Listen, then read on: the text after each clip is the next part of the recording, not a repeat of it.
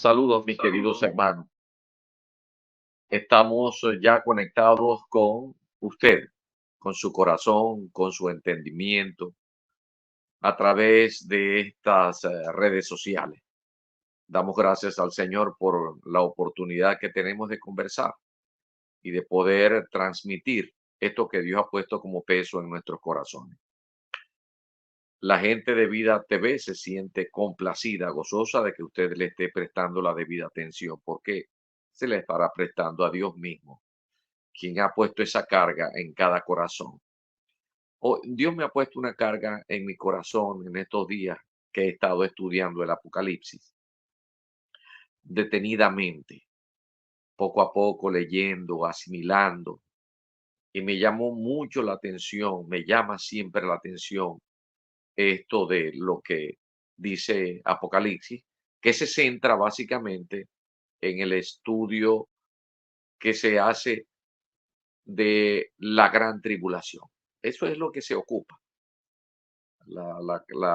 El Apocalipsis hay que verlo bajo,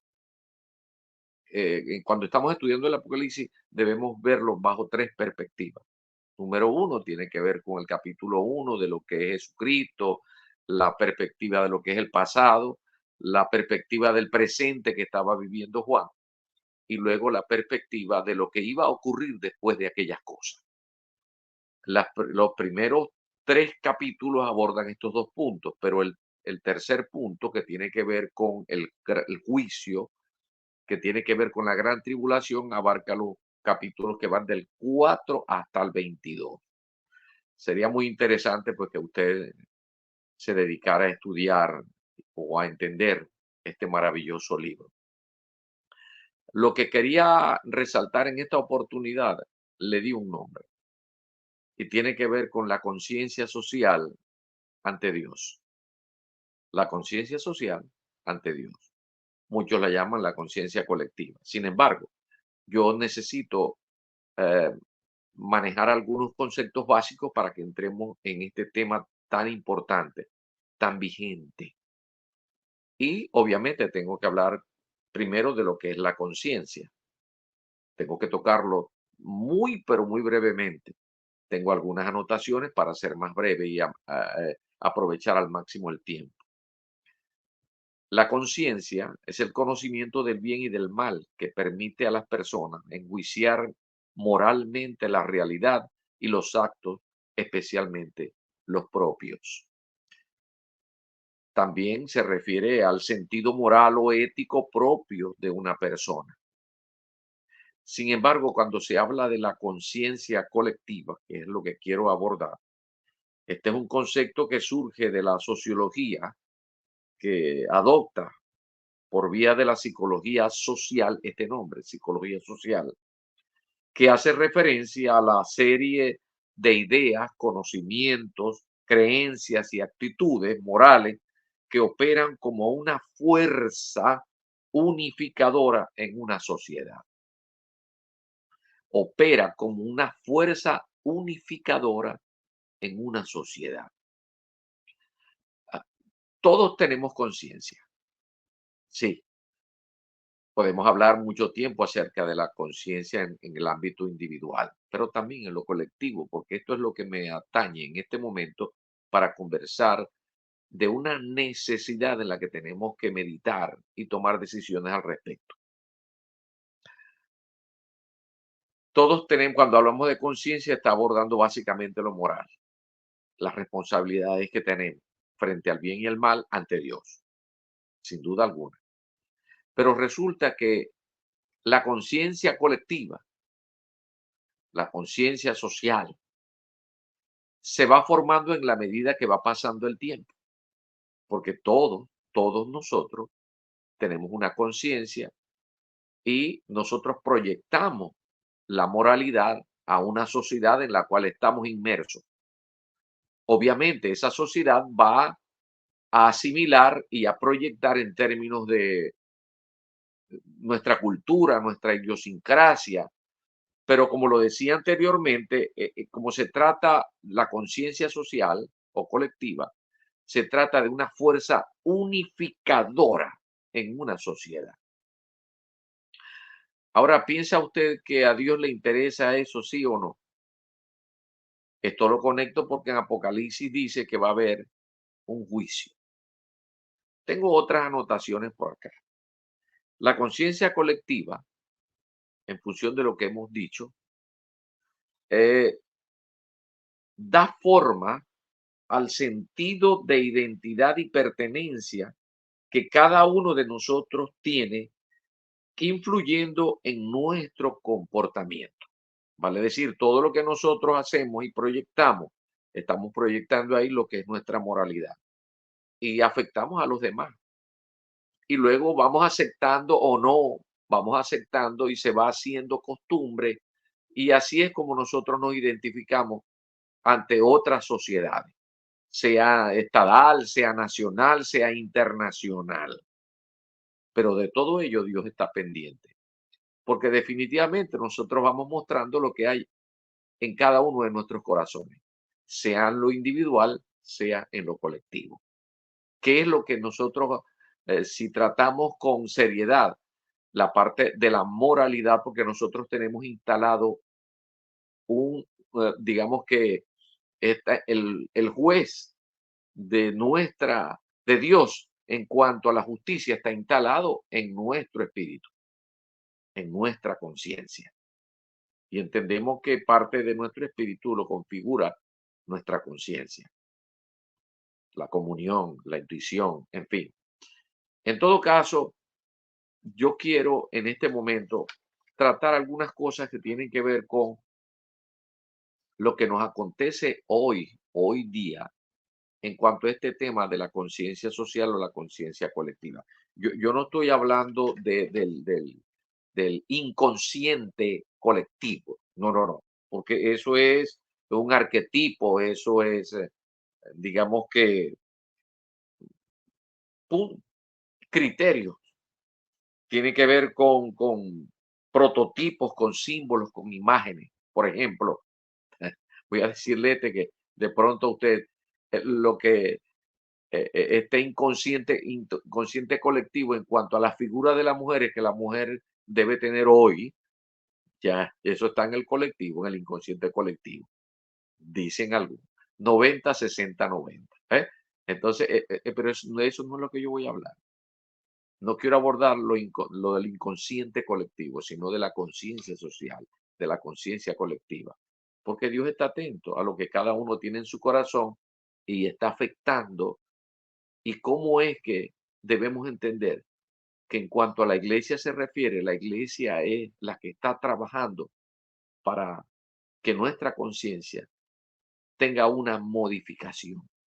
Y eso es solamente con la presencia del Espíritu Santo de Dios por el reconocimiento del señorío de Jesucristo. Y este es un trabajo que está haciendo la iglesia durante siglos. Pero cómo hemos ido respondiendo a este trabajo arduo de parte de la iglesia en cada generación durante toda la historia? Bien, en este sentido, hay un poder colectivo. Sí, señor. Hay un poder colectivo en cuanto a la conciencia se refiere porque está proyectando lo que cada uno en su individual tiene. Voy a tocarlo con un ejemplo que a usted le parecerá también eh, eh, gracioso, pero fíjense que a nosotros nos interesa el colectivo, la opinión del colectivo. Cuando usted va a un estadio, el deportista, bueno, está pendiente de lo que acontece en las gradas, en las tribunas, y porque ese colectivo viene a ver su talento, viene a ver el juego, viene a ver cómo reacciona él con el talento y la habilidad que tiene. A él le interesa ese colectivo. Y el colectivo le interesa que ese individuo que está ahí lo complazca con buena jugada, con si se trata de un artista, bueno, lo haga muy bien, lo haga sentir gozoso, en fin. En mi ciudad se estilaba esto, ¿no?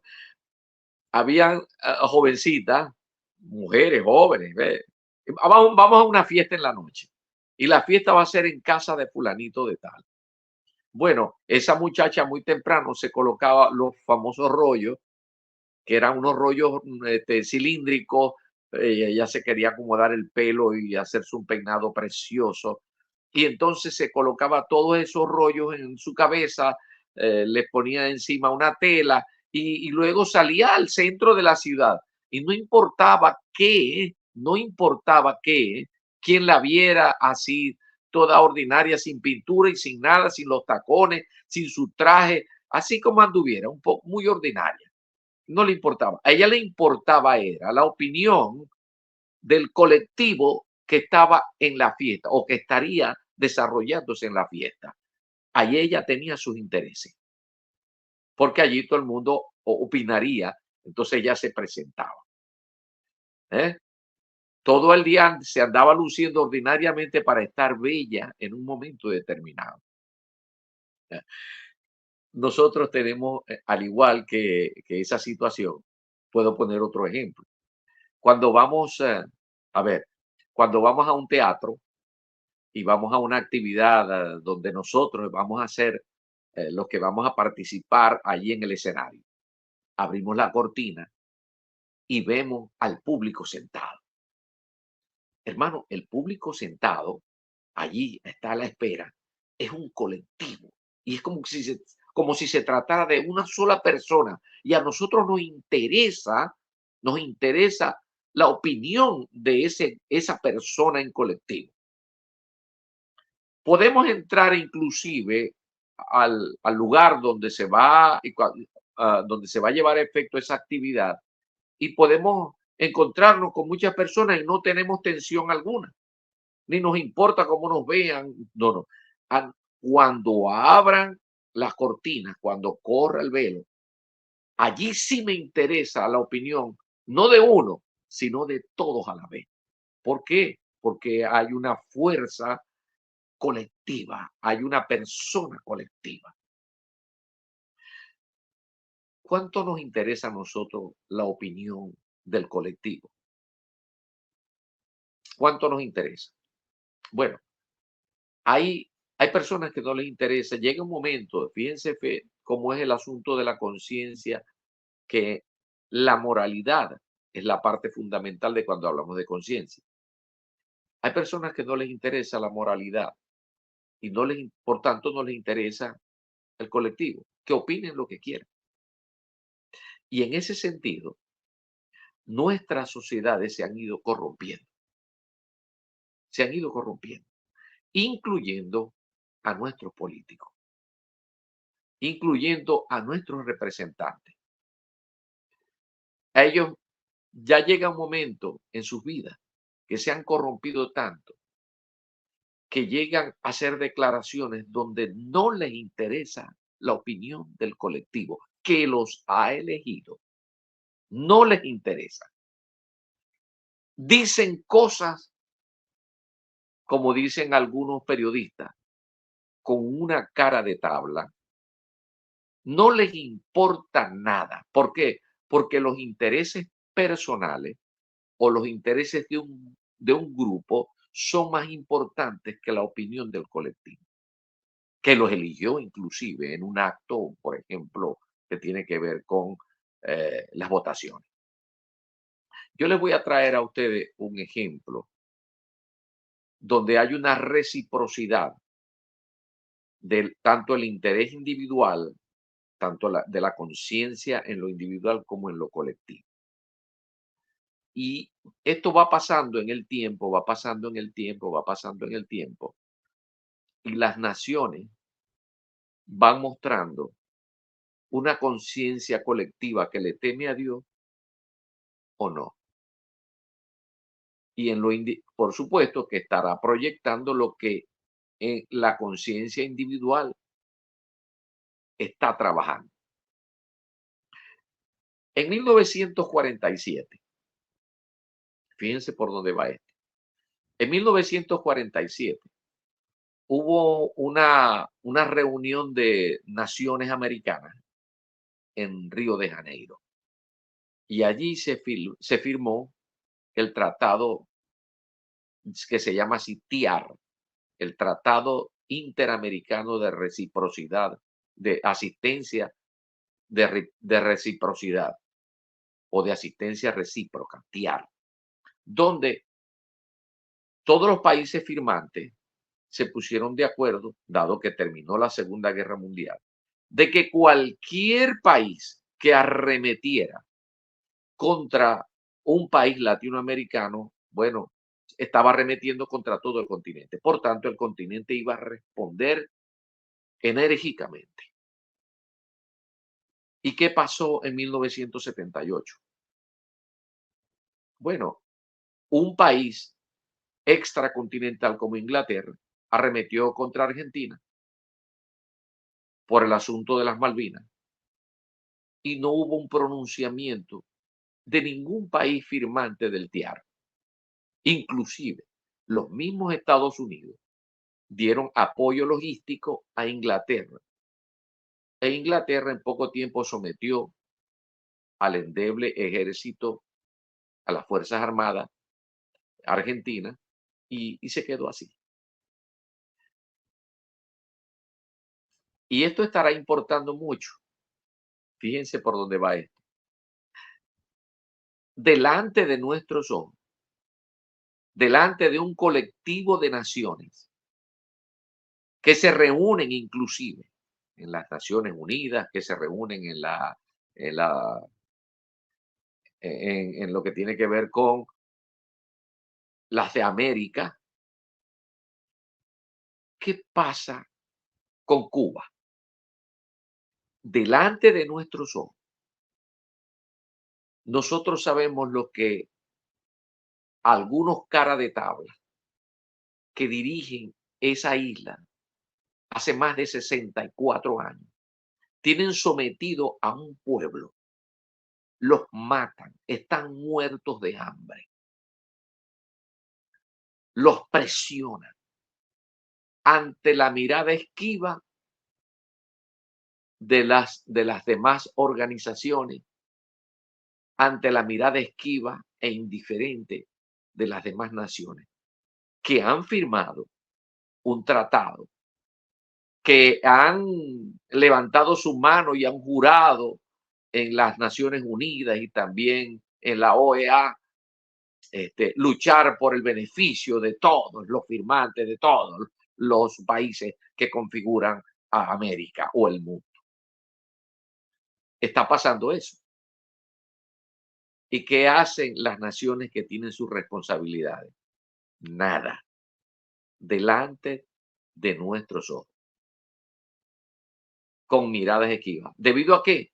A que los intereses personales o los intereses o los intereses de pequeños grupos son más importantes que lo que le está pasando a un desposeído, a un pueblo común como lo que están viviendo en Cuba. Ahora, yo voy a hablar de Venezuela. Más de 7,5 millones de personas han salido de ese país con riesgos de muerte. Estadísticas, eso es algo impresionante. Los decesos, impresionante el sufrimiento de un pueblo. ¿Por qué? Porque ha habido un deterioro en lo interno del país, donde personas no les importa su conciencia. Delante de Dios no les importa su conciencia. Y estoy hablando, por ejemplo, de algunos poderosos económicos, que estoy hablando de las Fuerzas Armadas, aquellos quienes juraron defender al pueblo, y el pueblo muere de hambre, se escapa por las medidas de un grupúsculo, de un grupo de personas que están saqueando y están matando y persiguiendo, y ante la mirada esquiva de las otras naciones que por intereses no actúan, bueno, no pasa nada. Esta es la razón por la que habrá un juicio final. Habrá un juicio de acuerdo a las escrituras como les mencioné al principio de esta conversación, habrá un juicio en lo individual. Sí, cómo no, cada persona que muere hay un juicio. Habrá un juicio colectivo, sí lo habrá. Pero cuando venga el proceso de lo que se denomina la gran tribulación, aquellos quienes han mirado hacia un lado ante la injusticia, aquellos quienes tuvieron la oportunidad de emitir conceptos más que los que ahora han dicho, porque ¿qué es lo que más dicen algunos países que pueden intervenir, que pueden hacer fila y fijar posiciones firmes? No, lo máximo que pueden hacer es esto. Estamos viendo con preocupación lo que está aconteciendo en medio de la sociedad venezolana con el gobierno tiránico de Maduro. Hasta ahí llega. Ese es el gran compromiso que hay. Por eso es que habrá un juicio y cara a cara se verán las naciones cuando el Señor Dios Todopoderoso los esté juzgando. Porque sobre esta tierra se verán la cara y sufrirán. ¿Por qué? Porque su conciencia social y colectiva estaba podrida por el pecado, por los intereses personales. Esto es duro decirlo, pero esto ha de acontecer. Apocalipsis desde el capítulo 4 hasta el capítulo 22 habla es de la semana 70 de Daniel, de la profecía de lo que aparece en el capítulo 9, versículo 24 al 27 de Daniel, donde todo lo que transcurre desde el capítulo 4 hasta el 22 está hablando de la gran tribulación. Allí es donde se centra casi todo el libro, en el juicio de la gran tribulación. Bueno, algunos no estarán para cuando llegue ese momento, pero quizá si esto comienza a suceder en breve. En todo caso, eso es seguro, porque de que pasa, pasa. Dijo el Señor Jesucristo, Dios mismo, que vendrá una tribulación que la raza humana no la ha vivido todavía. Y eso que hubo un gran diluvio. Eso debió ser espantoso para esas generaciones. Debió ser espantoso. Pero ¿cómo será cuando Dios mismo dice que será la gran tribulación, cual nunca ha habido ni habrá? Y allí juega papel fundamental lo que nosotros tenemos como temor de Dios. ¿Cómo va tu conciencia individual y en lo colectivo? Bendito sea el Señor. En cuanto a la verificación escritural de este gran proceso, no solamente está Apocalipsis. En Mateo, en el capítulo 25, los versículos que van desde el 31 en adelante, voy a leerle solamente 4 o 5. Cuando el Hijo del Hombre venga en su gloria y todos sus santos ángeles con él, entonces se sentará en su trono de gloria y serán reunidas delante de él todas las naciones y apartará los unos de los otros como aparta el pastor a las ovejas de los cabritos y pondrá a las ovejas a su derecha y los cabritos a su izquierda. Y dice en el versículo 41, entonces dirá también a los de la izquierda, a los cabritos, apartaos de mí, maldito, al fuego eterno preparado para el diablo y sus ángeles. Eso es algo terrible. Pero muchos piensan que como la Biblia, no, eso es para el futuro. Eso es seguro que lo van a vivir las naciones que les corresponda vivir. Pero en lo individual, cada quien dará cuenta de lo que ha hecho con su conciencia en el presente. El único que puede transformar, revivir nuestras conciencias en los términos para los cuales Dios nos creó, es el mismo Dios. Dios que se humanó, Jesucristo murió en una cruz, no solamente para que lo vieran, sino que con ello cumplió todo un plan de la justificación para perdonar nuestros pecados. ¿Ve? y para que nosotros pudiésemos tener una vida nueva. De eso se trata una expresión simbólica ceremonial del bautismo. Morir al hombre viejo, pero resucitar para una vida nueva para no seguir haciendo lo anterior, sino tomados de la mano con el Espíritu Santo de Dios, poder proseguir a una vida santa que le agrade a Dios. Ese es el plan del Señor. ¿Y qué estamos haciendo al respecto nosotros? ¿Qué estamos haciendo? Y en cuanto a los que a los que están en eminencia, a los gobernadores, a los alcaldes, a los presidentes, ¿ah? Todas las injusticias que están pasando, ¿ustedes creen que van a mirar hacia un lado y no van a sufrir consecuencias? De esto habla el capítulo 31, que quiero leerlo para ustedes, de Proverbios. Y en este libro se expresan algunas cosas allí muy importantes, atinentes a lo que yo les estoy hablando en este momento. Aquí dice el capítulo 31 de Proverbios que habla acerca de un rey llamado Lemuel. Muchos dicen que se trata de Salomón y que es el seudónimo que está utilizando Salomón para escribir este proverbio. Pero otros dicen que se trató de un rey, pero no se consigue evidencia de que se tratara de otro rey. En todo caso, esto lo escribió un rey. Pero ese rey no utiliza su nombre, sino que utiliza, vamos a ver, si utiliza el nombre de Lemuel, el significado de Lemuel es consagrado a Dios.